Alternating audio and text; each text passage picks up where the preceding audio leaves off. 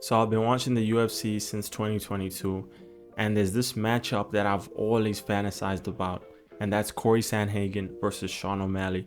It's interesting because they have a lot of similar attributes. They both standing at 5'11, they probably have similar reaches. They both very dynamic strikers. They can kick, they can punch, they both move laterally. Their footwork is impeccable. And it just makes you wonder what the outcome of that fight would be. And we have to really look at every single attribute. And the best way we can do that is to see how each of them won their fights. With Sean O'Malley, pretty much every single finish he has in the UFC is a result of punches.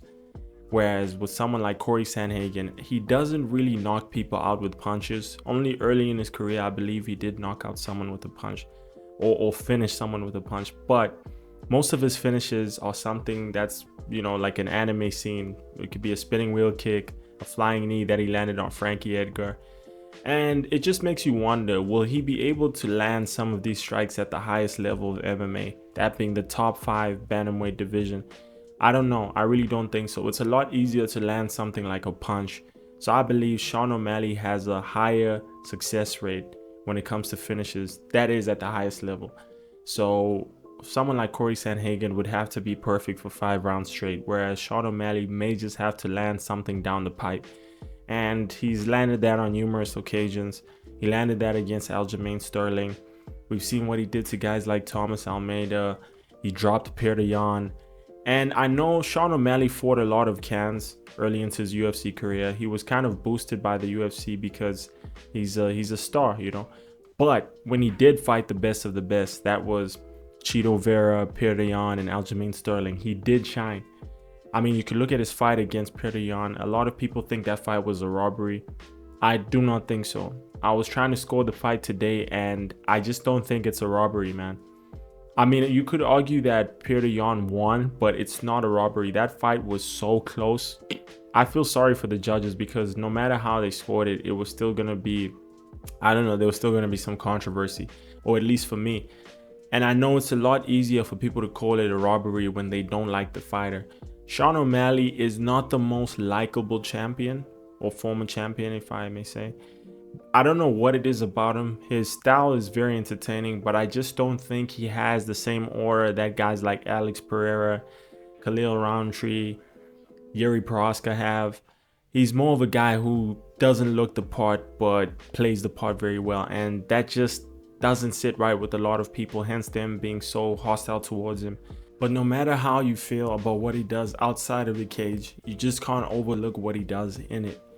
Because looking at the guys he beat, looking at the guys Cory Sandhagen and Sean O'Malley have in common, it's Aljamain Sterling and Petr Yan. Sean O'Malley did better than Cory in both the fights.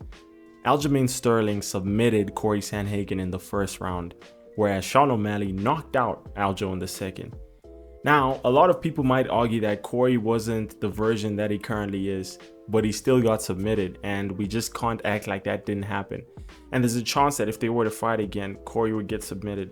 But I don't think that would happen because when you look at grappling, right? When you look at Cory's grappling and compare it to Sean, Cory has been using grappling a lot more than Sean O'Malley. Now, it might be that Sean is the better striker, who knows? But I just think Cory's IQ is just so out of this world. I don't even think it's underrated. I think every UFC fan knows just how intelligent Cory is when it comes to ring IQ or octagon IQ. Look at his fight against Song Yadong. Song Yadong is a powerful guy. Even Petr Yan had trouble with him, had trouble figuring out the distance, had trouble with the power, because Song Yadong is probably the hardest hitting 135er right now. I haven't thought of everyone, but I believe it's him. He's the biggest guy in the top 15 as well. I mean, look at how big he looked against Petr Yan. Even Cory Sandhagen. Cory is the longer guy, but Song Yadong just looked like a bully in there.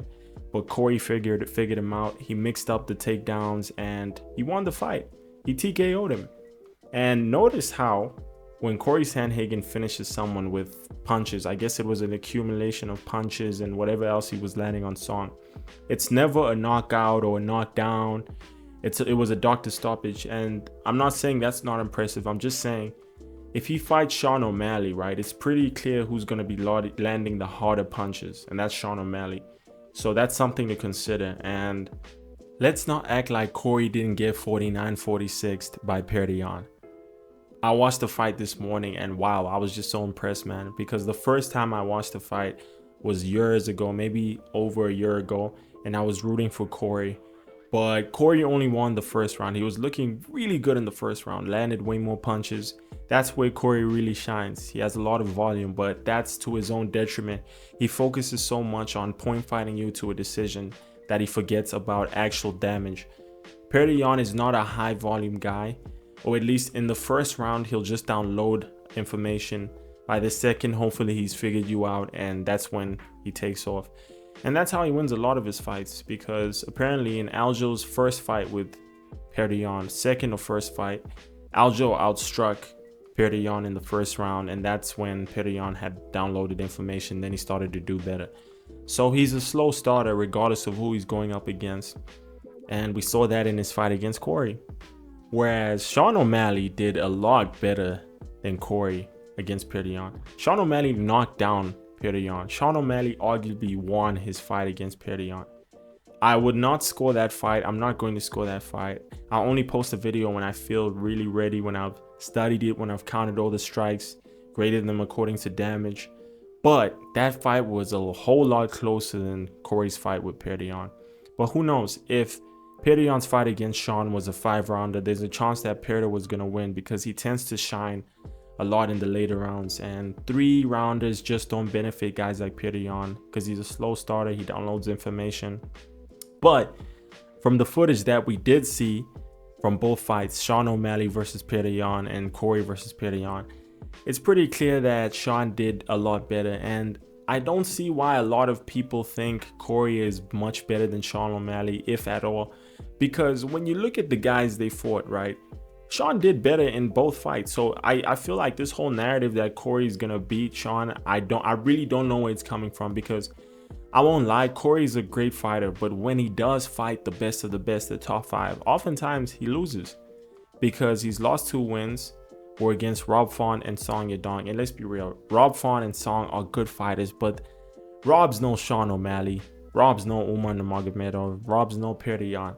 So I just don't think Cory is as good as a lot of people think he is, but that doesn't mean he's not a good fighter. And if I had to pick who was going to win this fight, I think Sean O'Malley, because like I said at the beginning of the video, Sean does everything Cory can do, and on top of that, he has the power.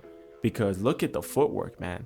Like, look at Sean O'Malley's fight against Perdion. He was using a lot of lateral movement, and Perdion had trouble landing anything on him, because in the first round, Perdion barely boxed Sean O'Malley, barely landed any punches.